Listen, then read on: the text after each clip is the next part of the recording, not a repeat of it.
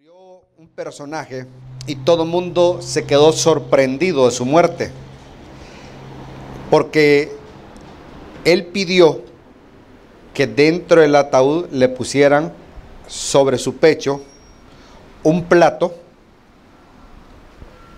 grande y sus cubiertos y su servilleta. Entonces todo, y abajo un rótulo que decía: lo mejor está por venir. Entonces todo el mundo llegaba y miraba el ataúd y se quedaban extrañados y decían: ¿y qué pasa? ¿Y qué quiere decir eso? Cuando dice lo mejor está por venir es porque él iba a la boda del Cordero y estaba listo para ir a su cena, ¿sí? Ir a comer y disfrutar. Así debe ser nuestra estancia en la casa del Señor, estar listos para venir y devorar su palabra, disfrutarla. No haga de la iglesia su culto, haga de la iglesia su pasión, su deseo de estar ahí, porque vamos a tener coinonía, vamos a disfrutarnos y vamos a deleitarnos en la palabra. Hay un libro de estudio, un libro en la Biblia que la gran mayoría de nosotros solamente ha escuchado un sermón de ese libro, y es acerca del capítulo 11. Es el libro de la fe. ¿Han escuchado eso? Donde están todos los héroes de la fe, donde dice: es pues la fe, la certeza de lo que se espera, la convicción de lo que no se ve. Y ahí se enfrascan la mayoría de pastores y predicadores y no nos han enseñado a más del libro. Hoy vamos a iniciar nuestra aventura del libro de Hebreos. Quiero invitarles a todos que busquen el libro de Hebreos.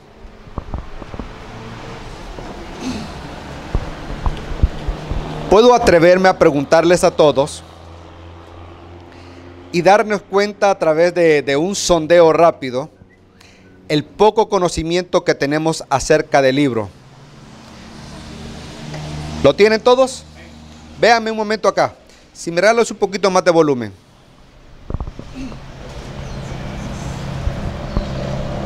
Bien, véanme todos. Si ya lo encontraron, pueden verme. ¿Qué saben acerca del libro de Hebreos? Hermana Goyita, nada. Víctor, ¿qué sabes? Según algunos estudiosos, dicen de que fue escrito por Pablo. Ok. Le acreditan el libro a Pablo, pero otros lo subestiman. Dicen Ajá. que posiblemente lo escribió Lucas. Ok. Y hay otros más por allá dicen que lo escribió Pedro. Ajá. ¿Verdad? Por el lenguaje que se asimila a otros libros que al leerlos. Ok. ¿Verdad? Entre esos, algunos de los, digamos, versículos más, capítulos más que la gente más entiende es uno de esos de la fe. Correcto. ¿Verdad? Y otro está sobre el ministerio de Melquisedec. Ok. El sacerdote. Que se lee en el libro de Ok. Muy bien, Víctor. Es un libro inspirado para los hebreos. Muy bien, gracias. Excelente. Veamos, Pati, ¿qué sabes de los hebreos? Además de lo que ya nos contó Víctor. No mayor cosa. Y Mario. Si no sabes, es fácil decir así, no sé. Recuerdo que ayer le pregunté algo a mi esposa y ella empezó a mirar para allá y para acá y le dije: en ninguno de los dos lados está la respuesta. La respuesta es más fácil: no sé. Y no sabemos, hermano, y por favor no nos sintamos incómodos de no saberlo. No lo sabemos porque los pastores no lo hemos enseñado, lastimosamente. Y nos gustan muchos otros libros, los Salmos, los Proverbios, el Génesis, el Éxodo. Y ahí nos estamos pasando la historia de la vida y no enseñamos libros como estos. Lo que bien nos decía Víctor el día de hoy, teológicamente, bueno, a través de los diferentes estudiosos todavía no se define quién es el autor. Y buscan razones para atribuírselo a Pablo, para atribuírselo a Pedro, para atribuírselo a este, al otro. Y todavía nadie está convencido quién es el autor del libro. De que sí tiene su autoría, la tiene, pero no sabemos quién es exactamente con propiedad. Y no nos vamos a poner nosotros a buscar los orígenes y la forma literaria de cómo cada uno de ellos escribió, más que lo importante de esta oportunidad es conocer el libro, es dar nuestra introducción al respecto y podamos salir de este lugar con mayor conocimiento. Segundo dato importante que nosotros debemos de saber acerca del libro es en razón que fue escrito allá por el año 69, se cree, cuando el señor el general Vespasiano llegó a ser el emperador de Roma. Este señor le sucedió a Nerón. Nerón fue el que dio la mayor persecución de la iglesia, los crímenes más atroces que pudieron darse, y al final se terminó suicidando. Cuando llegó Vespasiano al poder, se dieron cosas importantes en este cambio, en razón de que él era un hombre pacífico. Él no era un hombre de guerra, él era un hombre de una moral muy elevada. Así es que decretó que no más persecuciones a los cristianos, no más persecuciones, y que podían transitar o predicarse libremente la palabra del Señor. Este señor, al igual que su hijo Tito y Domitiliano, su segundo hijo, que también fueron emperadores de Roma, siguieron con la misma escuela. Así es que al llegarse ese momento de que todos estaban en sintonía de no más guerras en aquel entonces, el pueblo de Israel empezó a vivir no un aumento en la vida religiosa, sino una decadencia en la vida religiosa. La paz que ellos empezaron a disfrutar no les hizo crecer, les hizo bajar su grado de espiritualidad, al grado tal que las personas se tomaban el atributo de vez en cuando ir a las iglesias. Ya no lo tomaron con aquella pasión de cuando eran perseguidos y que la palabra del Señor debe continuar, y que en las sinagogas bajó todo ese fervor que había, y en vez de desarrollarse los cristianos, fueron apaciguándose más. Se llama el libro Los Hebreos porque el escritor pensó de esta manera: si le escribo a los judíos, los de Samaria, los de Jerusalén se sienten que no es parte de, y todo lo que es Samaria, todo lo que es Judea, todo es uno mismo, es un solo pueblo. Así es que él tomó el nombre genérico que se usaba para todo el pueblo de Israel, que era el nombre de Hebreos. De esa manera es que él escribió para que nadie se quedase al margen de la palabra de Dios. Entonces no escribió a los judíos, sino que le escribió a todos los que podrían ser judíos. Se les llama judíos porque vivían en Judea. No es el concepto de que esos son los que vienen de la descendencia de Abraham. Se les llamaba hebreos a todos ellos. ¿Se recuerdan cuando el faraón se refería a ellos? Decía el pueblo hebreo. Así no decía el pueblo judío. Se llamaron judíos cuando ya se creó la división del reino, y los que vivían en el lado de Judá, ellos se llamaron judíos. Entonces, este escritor, sea quien fuera, lo habló de tal manera que todos se dieran por aludidos, que ninguno de ellos se quedara al margen. Entonces, hablar a los hebreos era una manera de que todos entiendan el mensaje de Dios. Podemos nosotros darnos cuenta de lo siguiente, que en la medida que las personas va viviendo en paz, la historia nos cuenta que el fervor religioso disminuye. Por favor, revisen la historia nuestra. Allá en 1986 tuvimos el terremoto, ¿se recuerdan? ¿Cómo estaban las iglesias después del terremoto? Estaban topadas, hermano. Recuerdo que eran mis primeros años de predicador y yo estaba predicando casi todos los días. Me llamaban a predicar para poder ir a darle fortaleza a las personas de que habían perdido esto, familias, casas y muchas cosas se habían perdido en razón del terremoto. Y las iglesias tomaron un gran auge. De igual forma fue en el tiempo de la guerra que tuvimos. Las iglesias estaban llenas. La gente en el temor de que su vida se peligraba por las zonas donde vivían, se acercaban a las iglesias y las iglesias se llenaron. ¿Qué pasó en los tiempos de paz? La gente se empezó a relajar. La gente empezó a tomar el día domingo como día de compras. Y usted no puede decir que en nuestro país no hay dinero, que la situación está crítica, que esto, que lo otro. Si usted va a los almacenes, a las plazas, ¿cómo se llama? A los metrocentros que tenemos acá, todos los malls, todos esos lugares están llenos.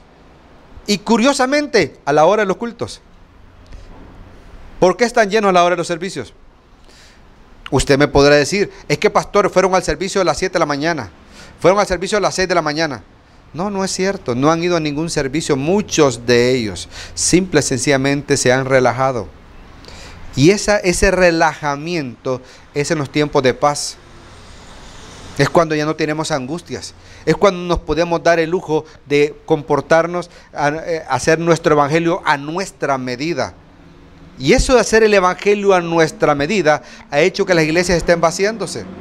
En lo particular no me preocupa si habemos pocos o habemos muchos. Somos una iglesia que recientemente nació. Apenas llevamos 3 meses. Entonces no me puedo decir, ay, mire, hermano, la iglesia está... No, no se está vaciando. Nosotros empezamos a llenarle. Y nomás vamos caminando paso a paso. Y el Señor va haciendo su obra y nosotros ganando almas, buscándoles y haciendo lo otro. Pero cuando escribió este personaje a los hebreos, se dio cuenta que el fervor religioso iba en picada. La gente empezó a buscar ya no más crecer, sino a ya no asistir. Entonces empezó a preocuparle a este escritor y el Espíritu Santo le llamó que les escribiera y que les exhortara. ¿Pero que les exhortara a qué? A volver a la casa del Señor, a tomarle importancia a las cosas de Dios. Muchos de nosotros sabemos, hermanos, y con todo respeto se lo digo, que muchas personas están interesadas en los cultos alegres, de gran algarabía, de música, de instrumentos, de los conciertos de música. En lo particular quiero decirles que como pastor nunca he sido muy dado a los conciertos. Y yo discrepaba con mis hijas en cuanto a ese emocionalismo momentáneo que se vive. Y yo le decía, para mí eso no es desarrollo, no es crecimiento. Pero mire, quien canta es un pastor. En cierta ocasión les tomé la palabra y fui con ellas a un concierto, solo para demostrarles que todo lo que ahí sucedía era nada más actos del momento, pero no me hacen crecer. Y por el hecho de mi función pastoral tuve la oportunidad de estar detrás del camerino y conocer de primera mano al cantante que iba a cantar ese día, un famoso en nuestro país, bueno, que viene seguido a nuestro país, y quien me había llevado hasta ahí era alguien que también iba a participar en la alabanza. Y me dijo, pastor, quiero presentarlo con el que va a estar al frente, que va a dirigir todo esto. Y yo bien emocionado, porque no solamente iba a estar allá al otro lado, sino a saludar y conocer de primera mano a la persona.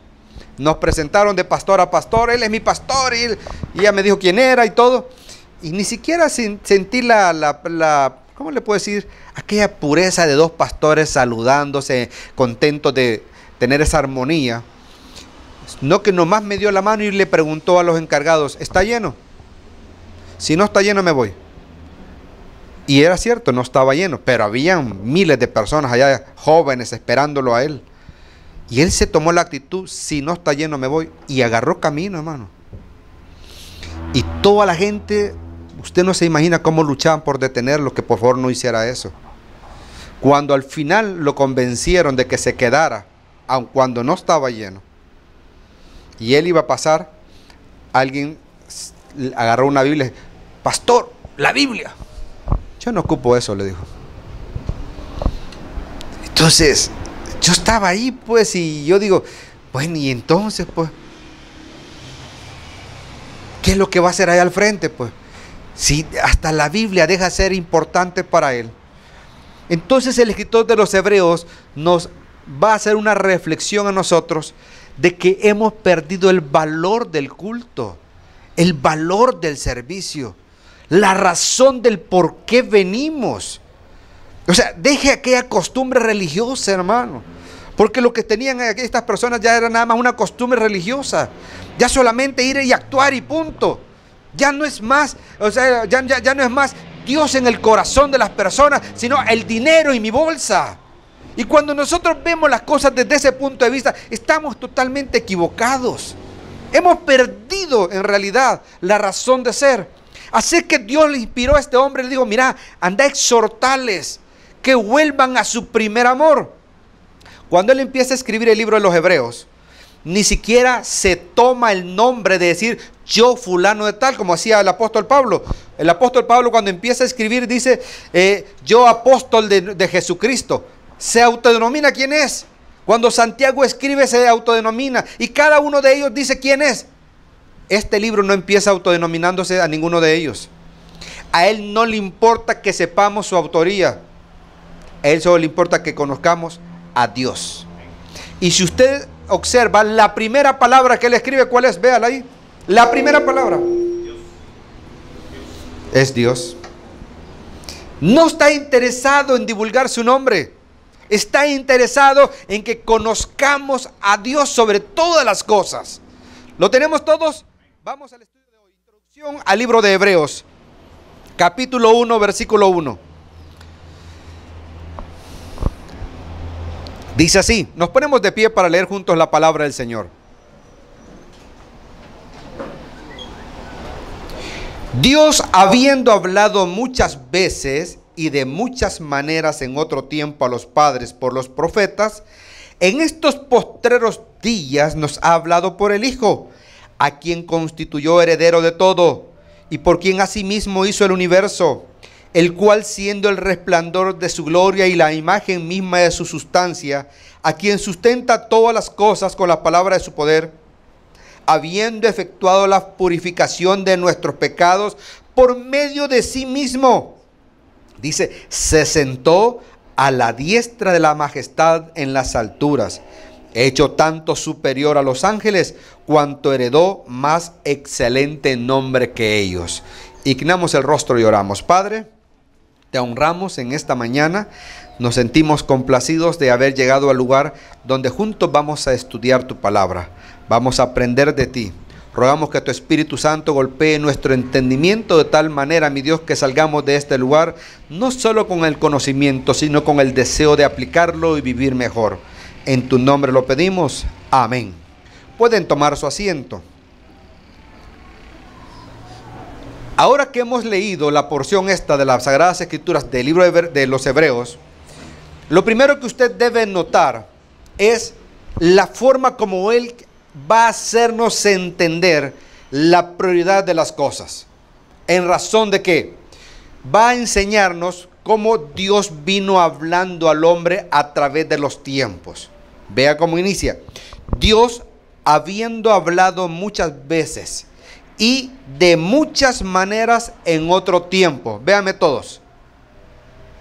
A través de la historia, Dios ha venido buscando a la humanidad. No es que la humanidad ha venido buscando a Dios. Nosotros decimos, voy a ir a buscar al Señor a la iglesia. Usted no lo vino a buscar. Él hace rato nos encontró. Porque Dios es el que ha estado interesado siempre en el hombre. Mire, Adán y Eva no salían a buscar a Dios. Dios salía a encontrarse con ellos. Desde el principio fue así. Dios sale en busca del hombre, Dios viene a platicar con el hombre. Nosotros somos los que nos alejamos de Él. Nosotros somos los que nos escondemos de Él en razón de nuestras trastadas, de nuestras boberías, de nuestras tonterías. Nos alejamos. O sea, ya no queremos ni siquiera estar ahí cerca, ni siquiera vamos a la iglesia en razón de eso. Pero dice, Dios siempre buscó al hombre. Al principio, ¿cómo era? Cara a cara. Con Adán y Eva, cara a cara. La segunda forma como lo hizo, llamó a los patriarcas, aquellos grandes hombres que nos le enseñaron al pueblo en su momento a cómo conducirse delante de Dios. Tenemos a Noé, tenemos a Abraham, tenemos a Moisés, grandes hombres que el Señor levantó y a través de ellos hablaba. La primera, ¿cómo fue? Cara a cara. La segunda, a través de los patriarcas. La tercera, ¿cuál fue? Después de los patriarcas, levantó a los jueces. Uno de los problemas que Moisés se vio es que trataba de darle consejería a todo mundo, querer orientar, querer dar justicia. y se dieron cuenta que no era factible. Un día se acercó su suegro y le dijo, mira, no vas a poder, porque empezaba de la mañana y llegaba la noche y él todavía queriendo impartir justicia. Así es que Dios diseñó el nuevo concepto de jueces. ¿Para qué? Para que le ayudasen a la comunidad, a la sociedad, a tener justicia y además de ello, a gobernar la nación. Así nosotros tenemos como jueces a Sansón, tenemos a, ¿cómo se llama? Débora, es una de las jueces que tenemos, y a muchos otros que el Señor fue levantando en su momento. Pero no termina ahí la historia. Después de ellos, Dios levantó a los reyes. Y empezó el primer rey Saúl, David, Salomón, y así van los reyes. Sigamos la historia. ¿Cómo fue primero? Cara a cara. Segundo, los patriarcas. Tercero, los jueces. Cuarto, los reyes. Quinto, el problema es que los reyes empezaron a hacer cosas que no le agradaban a Dios. Y la abundancia, las conquistas y todo eso, Dios levantó un nuevo concepto y fueron los profetas. Estos profetas fueron los que pusieron en sujeción a los reyes y se ganaron el aprecio de los reyes en función de que muchas veces antes de ir a las conquistas le consultaban al profeta. Entonces cuando el profeta venía y le consultaba a Dios y Dios le decía, pueden ir, la batalla la van a ganar. Entonces el profeta venía donde el rey y le decía, puedes ir a la conquista, puedes ir a la batalla, Dios te dará la victoria. Entonces eso les hizo ganar respeto a los profetas, porque los reyes se sentían como un respaldo, que ya no iban solamente a ir a las luchas, sino que tenían la seguridad que iban a ganar. Dios garantizaba eso. Pero también sucedió lo contrario. Cuando los profetas traían no palabras de orgullo, sino palabras de desaliento porque las cosas las estaban haciendo mal. ¿Qué cree que hacían los reyes? Mataban a los profetas. Entonces tenemos la historia que después de los profetas, el último que la historia registra bíblicamente se llama Juan el Bautista. Y ahí pare de contar de los profetas. Hoy en día existen muchas iglesias, llámense de profecía o iglesias proféticas, los cuales yo no voy a hablar a favor ni en contra de ellas, sino que voy a guardar el respeto. He recibido muchas profecías de personas que se han acercado a mi persona y traerme una profecía de algo. Y les puedo contar algo. A todos les he escuchado. Me dicen, ¿usted es el pastor de la iglesia? Sí, le traigo profecía. Cuéntemela. Y les he escuchado diligentemente. ¿Y saben que todos ellos tienen algo en común? Vienen a hablarme siempre de las Sagradas Escrituras. ¿Por qué cree que vienen a hablarme de las Sagradas Escrituras? Porque ahí está revelada la profecía de Dios. Lo que pasa es que muchas veces nosotros no leemos la Escritura. Y ellos empiezan diciendo, dice la palabra de Dios. Ok, ya estuvo. Nomás faltaba que yo la leyera para darme cuenta que sí Dios lo dice. ¿Sí? Entonces no debe sorprenderle. Ahora, si me trae palabra que no es palabra de Dios, yo lo dejo que siempre que hable. ¿En razón de qué? Si es de Dios, Dios lo va a usar. Y si no es de Dios, no hay problema. Vino en cierta ocasión y me dijo, pastor, ¿qué opina usted? ¿Sobre qué? Vino una profecía sobre mí que le regale mi carro a otro fulano. Pues dígale a ese fulano que cuando Dios le dé la profecía a usted de que se lo va a dar y le dé el nombre de él, entonces se lo da. Porque tanto Dios le puede hablar a él como le puede hablar a usted. ¿Sí o no? Es el mismo Dios. Entonces, ¿qué es lo que le trato de decir? Estas profecías de aquel entonces era cuando Dios quería mandar un mensaje al pueblo. Pero no estaba la revelación escrita, no existían las Sagradas Escrituras. Entonces lo que va a hacer el escritor de Hebreos es ahora decirnos, señores, quiero comentarles que Dios ha venido hablando a través de diferentes maneras hasta el día de hoy. Lo ha hecho en diferentes lugares. ¿A dónde empezó hablando? Allá en el Edén, en el huerto del Edén. ¿A dónde siguió? En Ur de los Caldeos, ¿se acuerdan? Allá estaba Abraham. ¿Sí? Allá en Egipto le habló también a Moisés. En diferentes lugares Dios ha venido hablando. Pregunto, ¿puede hablar el día de hoy? Claro que puede hablar Él. Él es Dios. Él es Dios. No más resta que nosotros pongamos interés y atención a lo que Él tiene que decirnos hoy. Entonces, cuando se le escribe a los hebreos, se le está diciendo, señores, no se les olvide que Dios ha venido hablando de diferentes maneras. Quiero contarles, dentro del contexto histórico, que esta es la segunda generación de cristianos. La primera generación había muerto. Pablo, Pedro, los apóstoles. Ahora venía tomando el papel la segunda generación. Cuando nosotros escuchamos ese concepto de la segunda generación, son personas que no vieron la crucifixión. Son personas que no estrecharon las manos de nuestro Señor Jesús. Son personas que no escucharon el mensaje de Jesús. Pero atento a esto, pero lo creyeron. Y lo creyeron con tanta devoción que ahora nos lo está presentando a nosotros con esa misma devoción. Hermano, es el mismo caso para nosotros. Es el mismo caso. Usted vio a nuestro Señor Jesús. Pero las generaciones pasadas vinieron y nos contaron y nos enseñaron. Y eso ha hecho que ha despertado en nosotros esta misma pasión. Tiempo atrás tuve el honor de conocer al 25º de la generación de Cristóbal Colón en mi viaje a España. Y para mí fue un honor estar ahí porque por primera vez iba a escuchar de un personaje real, ¿sí?, que dijera el origen de Cristóbal Colón. Porque si ustedes recuerdan la historia, cuando se nos hablaron de él, se decía que Cristóbal Colón era genovés, otros dicen que es de Portugal, otros dicen que es de España, otros dicen que pertenece a Valencia, y todo el mundo reclama sus derechos.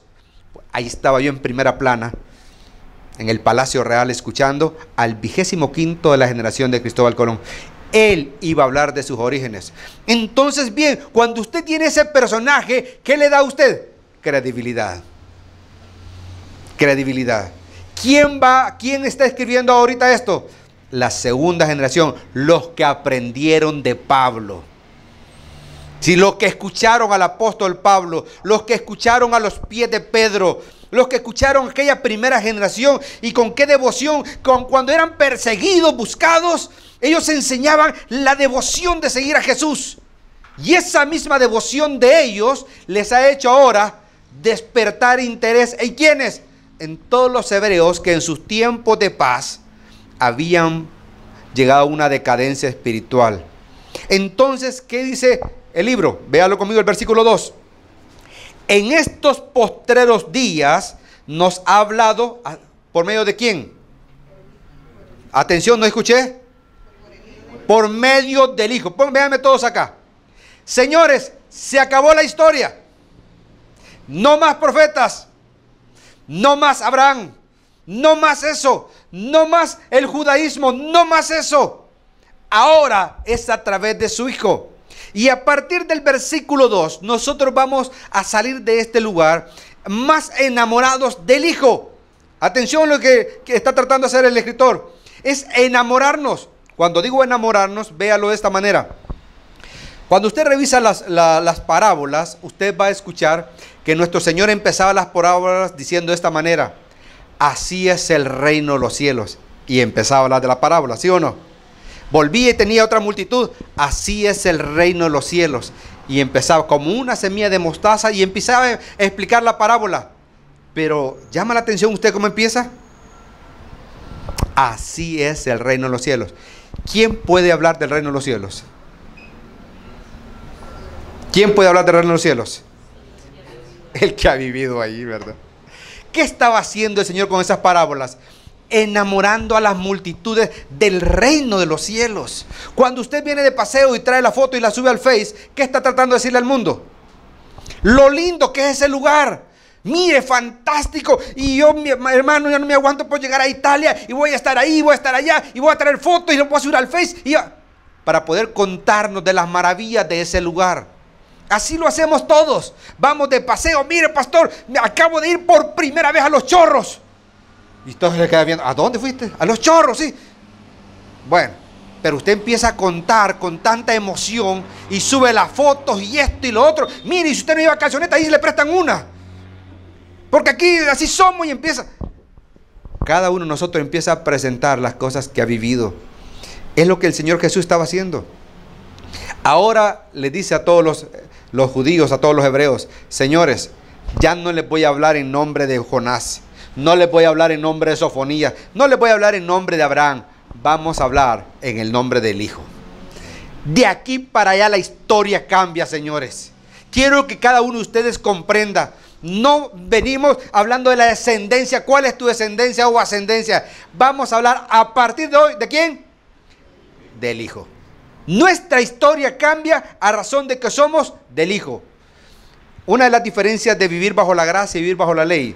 Véame la diferencia. Vivir bajo la ley era cumplir al pie de la letra de la ley. ¿Amén todos? Entonces, bien. La ley dice, yo me pasé un semáforo en rojo. ¿Qué dice la ley? Multa. ¿Sí o no? ¿Tengo derecho a la gracia? No. Vivir bajo la gracia es poder pedir misericordia. Mire, fíjese que sin querer no vi el semáforo. Yo de repente me lo pasé. Ahí está usted aplicando a la... Perdóneme, Señor. Perdóneme, por favor. Y el policía le queda viendo. Por esta vez. ¿Qué hizo usted? Acto de la gracia. La ley se cumple sin corazón. La gracia tiene corazón. ¿Notan ahora? ¿A dónde quiere vivir? ¿En la ley o en la gracia? Ajá, porque siempre pasa los semáforos en rojo, ¿verdad? Bien, no es que estoy diciendo que la gracia lleva consigo el perdón a tus faltas. Lleva consigo el perdón de todos tus pecados. No de un semáforo, sino de todos tus pecados. Pero ¿qué necesitas? Pedir perdón. Entonces lo que está haciendo el escritor de los Hebreos es diciéndole, señores, ya dejen el pasado y empecemos a vivir una vida con Cristo. Y esta mañana quiero dejar en el corazón de cada uno de ustedes que su vida debe ser una vida con Cristo. Me acuerdo cuando mis profesores pasados me enseñaban a tener una vida cristocéntrica, la palabra cristocéntrica. Y el evangelio cuando la predica tiene que ser cristocéntrica. Y esa palabra cristocéntrica, yo ni siquiera la entendía. Ahora con el tiempo, después de 30 años de pastorado, sí le puedo decir que Cristo sea el centro de mi vida. Esa es la palabra cristocéntrica. Si usted no va a vivir un evangelio cristocéntrico, donde Cristo modele su vida, donde usted se viste pensando en que el Señor le está viendo. Usted después de verse en el espejo debe pensar, ¿y delante del Señor cómo estoy? Si eso me hace sentirme cómodo, es cristocéntrico. Pero si yo, ya en la causa religiosa, ya no es cristocéntrico, ya es religioso. Ya es querer complacer a otras personas. Y no se trata de ello. Empecemos el tercer versículo. Dice así. En el 2. En estos postreros días habla por el Hijo, a quien constituyó heredero de todo y por quien asimismo hizo el universo. Véanme todos. Heredero de todo. Nuestro Señor Jesús fue constituido heredero de todo. Hermano Heriberto, perdone que le tome como ejemplo. Suponiendo que usted está haciendo un testamento ahorita, ¿a quiénes incluiría en ese testamento? Y su esposa no. Bueno, vamos a agregarla porque está siendo grabado. Bien. ¿Por qué los incluiría o incluiría a su familia en el testamento? ¿Por qué? Porque los ama. Ese es bien importante. ¿Cuándo tienen derecho ellos a tomar todo lo que usted va a dejar en el testamento? Hasta que usted se muera, ¿verdad? ¿Sí o no? Porque puede faltar yéndose para otro hogar por lo hogareño que en estos tiempos, pero no se trata de eso, sino cuando usted muere, ¿sí? El testamento entra en boga. ¿Estamos? A nosotros se nos enseña que no le contemos a nuestros hijos o a la esposa de que están en el testamento, porque se pueden acercar muy rápido al testamento ellos. Van a darse un salto por ahí. En mi caso no es así. Yo inmediatamente que sé que he firmado algo y en el banco le hacen firmar que si uno muere, ¿a quién le va a dejar la cuenta?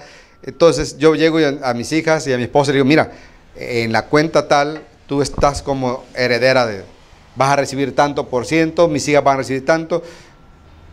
Y les digo de un solo, pero no me vayan a matar hoy.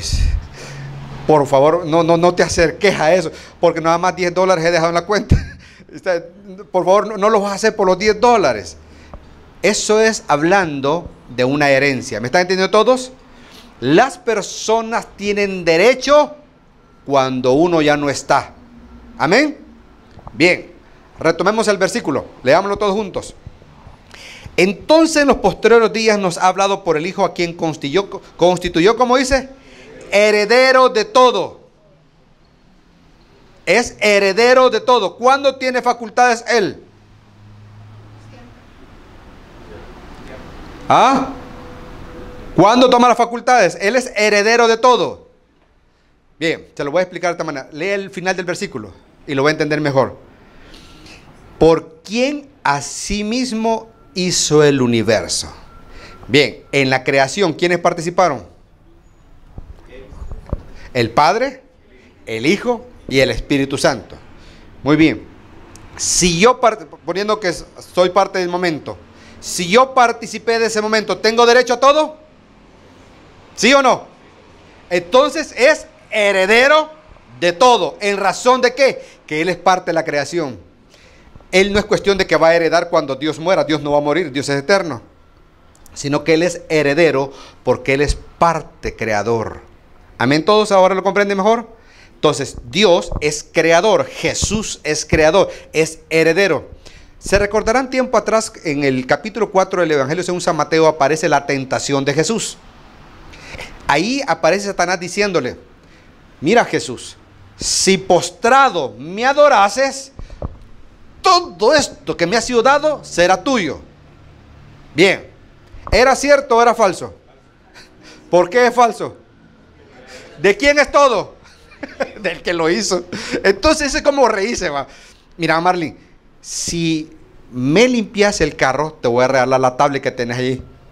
Yo, mira, te voy a limpiar el carro, no por la tablet, porque la tablet es mía. ¿Sí me entiendes? O sea, no me pueden regalar lo que me pertenece. O sea, Satanás no puede regalar lo que a Jesús le pertenece. Él es el creador de todas las cosas. Entonces es risible de parte de Satanás venir a decirle, si postrado me adorases. ¿Sí, ¿qué me vas a regalar tú? Si hasta tu vida me pertenece a mí. Tengo que pensar. ¿Qué me vas a dar tú a mí? Yo soy el dueño de todas las cosas. Entonces, bien, véanme todos acá. ¿Qué estamos descubriendo? Número uno, nuestra vida no más hacia atrás, sino todo va con Jesús. ¿Quién es Jesús? ¿Quién es Jesús ahora para usted? Heredero de todas las cosas. A Él le pertenece todo. Amén. Muy bien. No solamente es heredero de todas las cosas. Él es creador y heredero. Sigamos. ¿Qué dice después?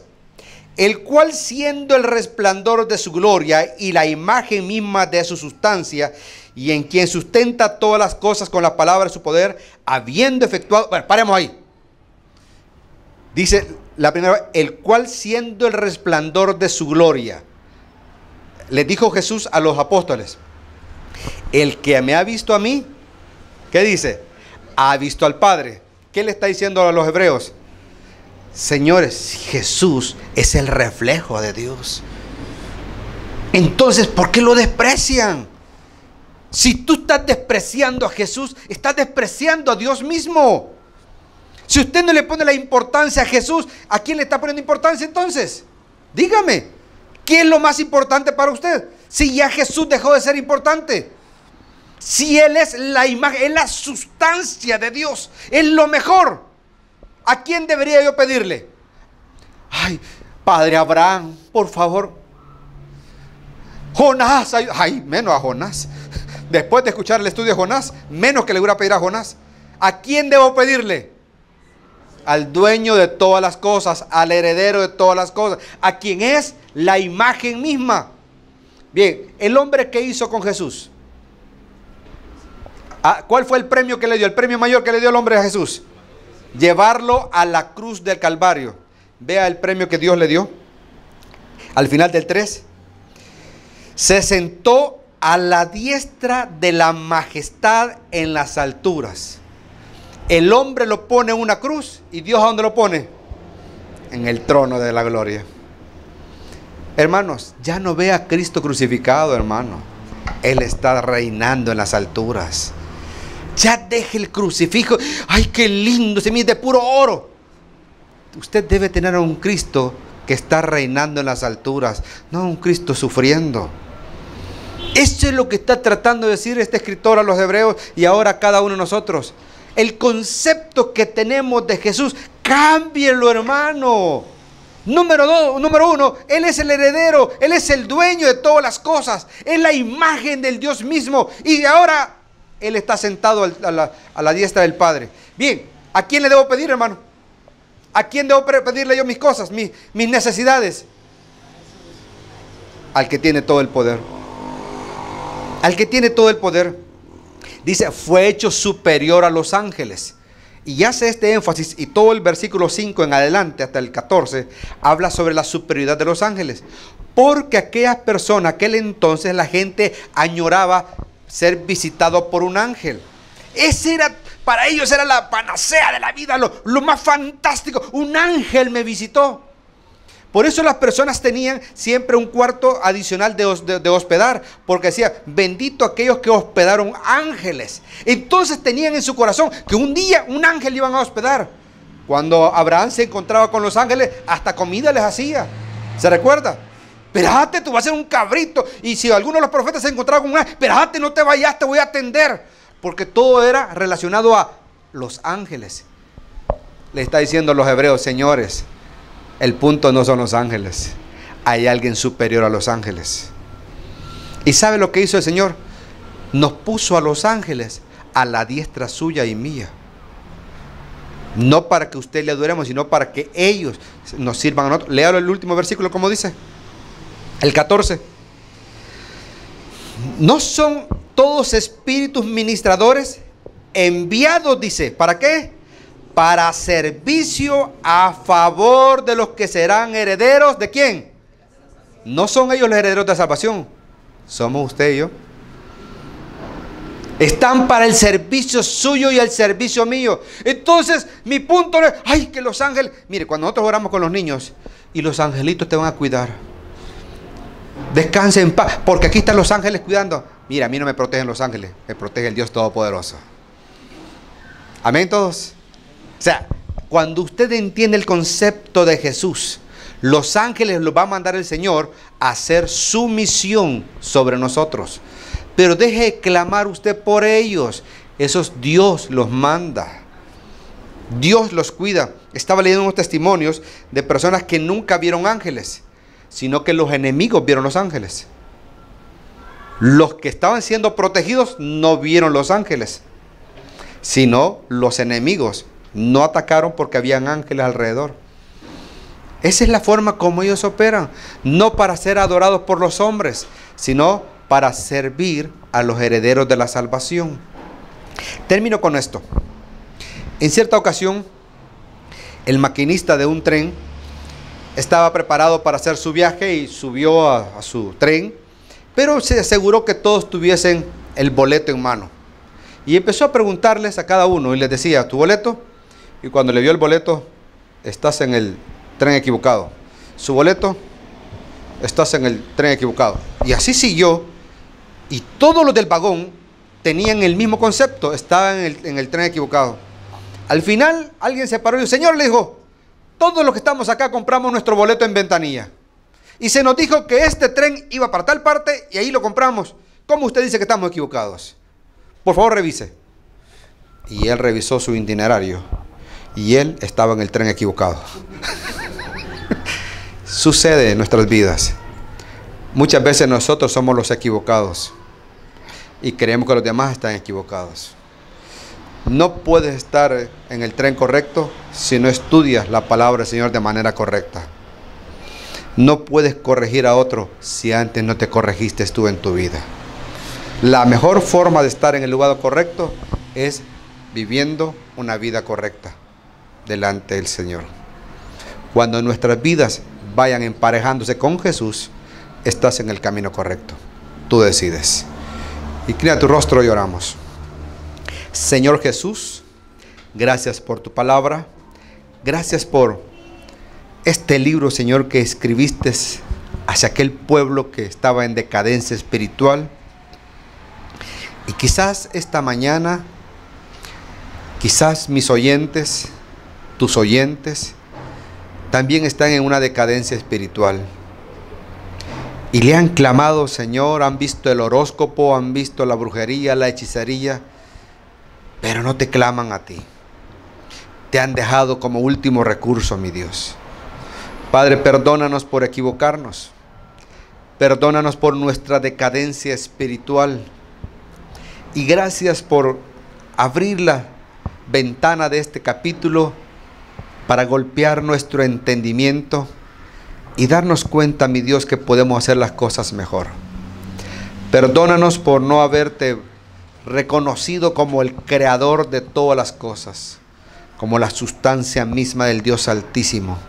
Señor Jesús, ahora que estás sentado a la diestra del Padre, ahora que estás en tu trono, Señor, vengo como hijo tuyo, como siervo, Señor, a pedirte que me perdones, que me limpies, que hagas de mí un vaso útil para tu gloria, que bendigas a este pueblo que está acá reunido y aquellos que estarán escuchando, Señor, que pueda llegar a sus corazones, que puedas salvar sus vidas, que puedan recordar que nadie puede acercarse al Padre si no es a través de tu Hijo Jesús, quien está sentado a la diestra y que ahora quiere dejar su trono para entrar en el corazón de cada uno de mis hermanos.